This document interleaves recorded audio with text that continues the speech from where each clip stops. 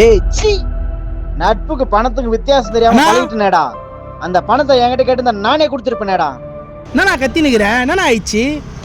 Friend கிட்ட என் ATM card குத்துந்தேன், எனக்கு தெரியாம 5000 பணம் எடுத்துட்டான்டா.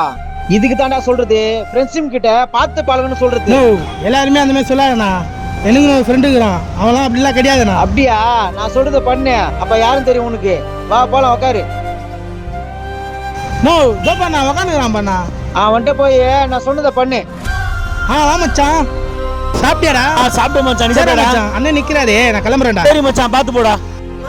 இப்ப அவங்க ஃப்ரெண்டுக்கு ஃபோன் பண்ணி பர்ஸுக்கு தான் கேளு, பணத்தை எடுத்துட்டு தான் கொடுப்பா. நீ வேணா பாரு. சரி என்ன ஃபோன் பண்றான். ஹலோ, சொல்லு மச்சான். மச்சான் என் பர்ஸ் விட்டாங்க, அதுல காசு இருக்குதுடா, அங்க இருக்குதா பாரு.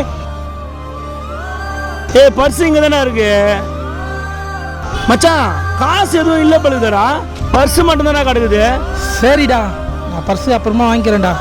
பாத்தியா, நான் சொன்னல இப்படிதான் எல்லாரும் ஏமாத்தானுங்க. டேய் மச்சான்.